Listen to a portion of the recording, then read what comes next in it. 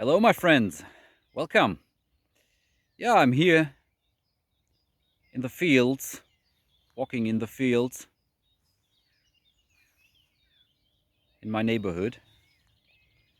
And except of me, here is no one, no human being. And I'm really enjoying the silence. And this reminds me of a wonderful Zen story or Buddhist story in general.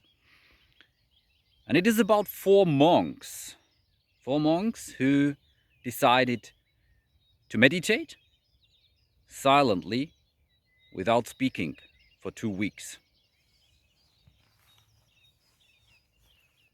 And on the first evening, there was a candle, and the candle began to flicker, and then it went out. And the first monk said, "Oh, damn, the candle went out."